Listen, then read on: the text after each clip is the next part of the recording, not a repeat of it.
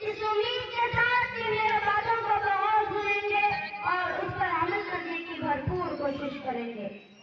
برادران ملت، اللہ تبارک و تعالیٰ نے اپنی تمام مخلوقات میں سے بعضوں کو بڑھ کر فضیلتیں عطا فرمائی ہے۔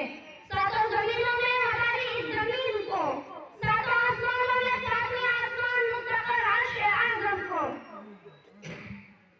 تمام ملائکہ میں حضرت جبرائیل کو، تمام مکلف بندوں میں انسان کو، تمام انسانوں میں اولیاء کو اور تمام اولیاء میں انبیاء کو، تمام انبیاء میں خلاصۂ کائنات محمد عربی حضرت محمد صلی اللہ علیہ وسلم کو، تمام امتوں میں امت محمدیہ کو، تمام آسمانی کتابوں میں قرآن پاک کو، تمام دنوں میں جمعہ کو اور تمام مہینوں میں رمضان المبارک کو اعلیٰ اور افضل بنایا۔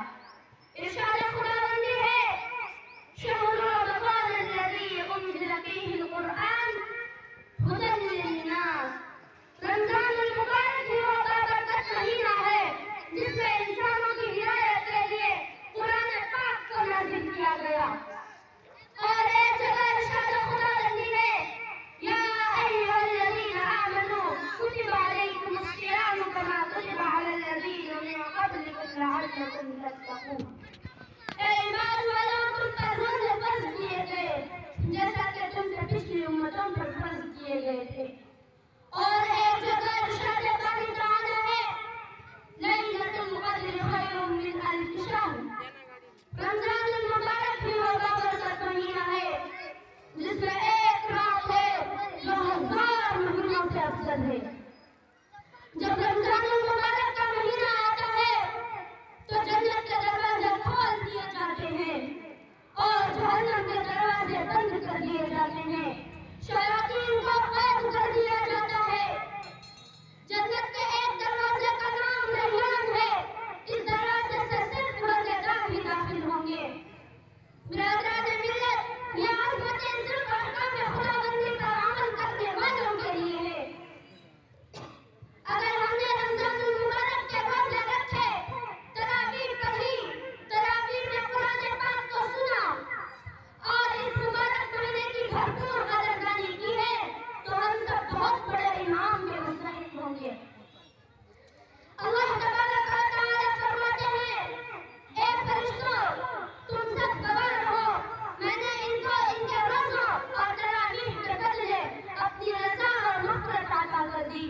اور بندوں کو خطاب فرماتے ہیں، اے میرے بندوں، میری عزت اور جلال کی قسم، مجھ سے مانگو، میری عزت اور جلال کی قسم، آج کے دن اپنے اس اجتماع میں اپنی آخرت کے بارے میں جو سوال کرو گے عطا کروں گا، اور اپنی دنیا کے بارے میں جو سوال کرو گے اس پر تمہاری مصلحت پر نظر کروں گا۔ اے میرے بندوں، میرے عزت اور جلال کی قسم، جب تک تم میرا خیال رکھو گے میں تمہاری نشستوں پر ستائی کرتا رہوں گا اور تمہیں ظالموں کے سامنے رسوا اور فضیحت نہیں کروں گا۔ بس اب بخشے بخشے اپنے گھروں کو لوٹ جاؤ، تم نے مجھے راضی کر دیا اور میں تم سے راضی ہو گیا۔ روزہ ہمیں یہ سکھاتا ہے کہ ہمیں اسی طرح رہنا چاہیے جیسا خالق کائنات چاہتا ہے، ہماری ہر حرکت اسی کے حکم کے مطابق ہونی چاہیے۔ وہ کہے چلو تو چل پڑے، وہ کہے رک جاؤ تو رک جائے، اس کے سوا کسی اور کے سامنے اپنے سر کو نہ جھکائے۔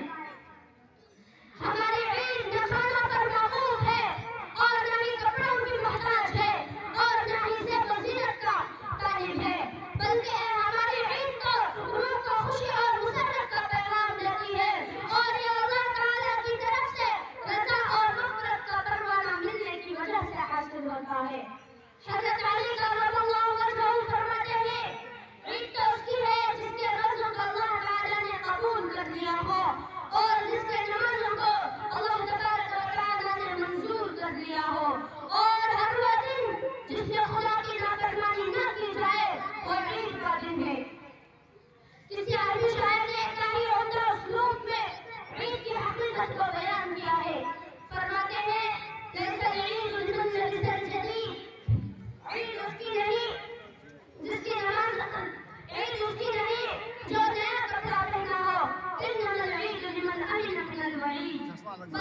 عید تو اس کی ہے جو عید و عذاب سے بچ گیا ہو.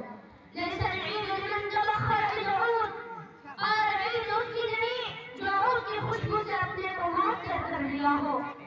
انما العيد لمن تاب ولا يعود بلکہ عید تو اس کی ہے جو گناہوں کو چھوڑ دے اور پھر گناہ نہ کیا ہو. ليس العيد لمن تزين بزينة الدنيا اور عید اس کی نہیں جو دنیا کی زینت سے اپنے کو مزین کر دیا ہو.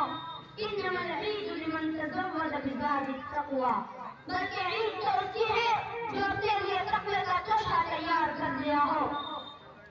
ليس العيد لمن ركب المطايا اور عید اس کی نہیں جو سواریوں پر سوار ہو. انما العيد لمن ترك الخطايا بلکہ عید تو اس کی ہے جو گناہوں کو چھوڑ دیا ہو.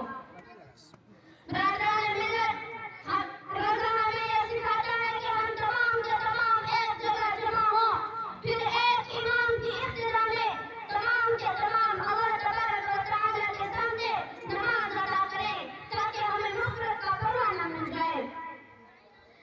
برادران ملت عید کے دن ہمیں غلو سے بچتے ہوئے ذوق و زینت اختیار کرنا چاہیے. اسی طرح باقی صفائی کا خاص خیال رکھنا چاہیے. عمدہ کپڑا پہننا خوشبو لگانا عیدگاہ جانے سے پہلے کوئی میٹھی چیز کھا لینا یہ مستحب عمل ہے. عیدگاہ جانے سے پہلے صدقہ فطر ادا کر دینا یہ ضروری ہے.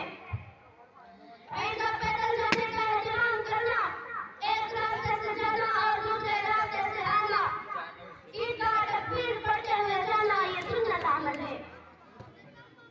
ایک دوسرے کو آپس میں دعائیں دینا تقبل اللہ منا ومنکم یہی سب سے بڑی مبارک بادی ہے.